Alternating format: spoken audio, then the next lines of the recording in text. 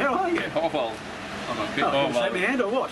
In the COVID even with the COVID thing. yeah. Anyway, I was thinking, what do you reckon about a little slice of heaven here in Prague? Well, I would say only if it's full of hairy, sweaty warriors. Well, perhaps we have just the thing called Valhalla Beer Club. I'm shocked and stunned. Shall we go check it out? No one will work out that that was set up. Let's go in.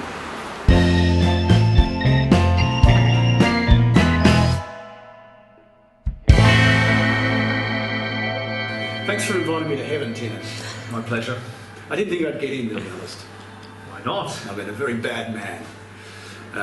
We all want to be like you, John. Don't put yourself down. Okay, well, look, let's get on with the beer. Enough about me and my shenanigans. That could take us all night. Exactly. Of all the pubs we've been to, Tim, and we've been to a few, I haven't been to a Scandinavian or Nordic themed bar ever in my life, and my very longish life.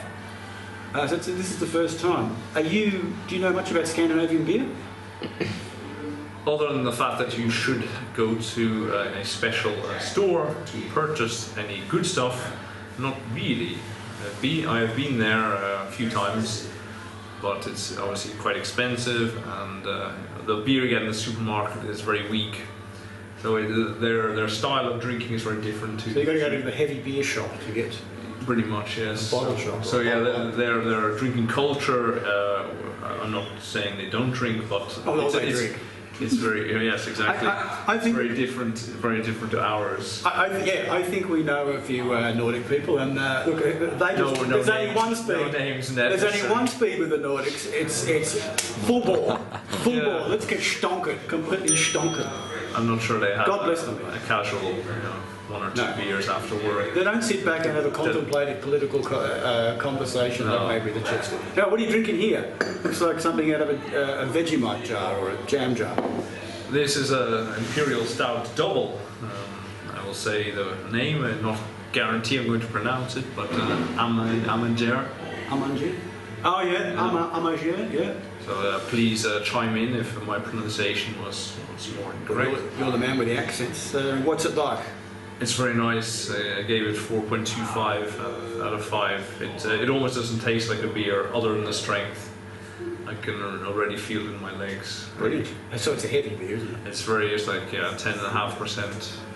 So if you're driving, maybe. Luckily, you're taking the tram home tonight. Something can I ask you? A question, please? Yeah. How many beers would you have on a in your bar every given day? Well, I have 6 types here. 5 of them are from Scandinavia, and 1 is Czech, always. Is that by law, Finn? Do you have to have a Czech beer? Or? I have to have a Czech beer because not everyone is interested in tasting Scandinavian beer. Yeah. Well, then you don't want them as a customer, as far as I know. Time for our pub review with Simon Says. Now, he is the original. Welcome back, Simon. Thank you. Back from your chanting with the monks, the Trappist monks in the Belgian mountains. Of Greece. Of Greece. The Belgian mountains of Greece. Yeah. This is probably one of the most unique bars we've been in, purely because of the beers. And I mean, we're in Prague and we have this sort of a mixed Nordic feel. Yeah. How do you rate it? Very highly, Generally. actually, very highly.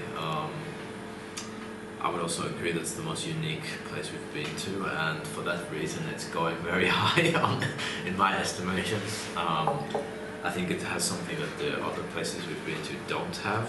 We've been made very welcome here. We've had our little Nordic Bekarovskas. I can't actually remember the name, but no, it's something with herbs. I also tried to kind of find out. Which is very interesting. But let's start anyway. Tiernan's been throwing away, and Tiernan tells he's been throwing around the 5s, just throwing them around. I saw that. I thought that was a bit. You've been cursing when you've been going, "You fuck, you idiot!" Yeah, they swore holiday. Yeah, would have ruined your bloody chanting with the monks. Anyway, ambience. And it's quite a small place, but and there's seats at the bar. But I'm actually going to give it a 4. There's some nice music playing in the back, and also because obviously when it's busier, it will not be so much talk. Well, talking about so much, but An outside seat for next week. yes.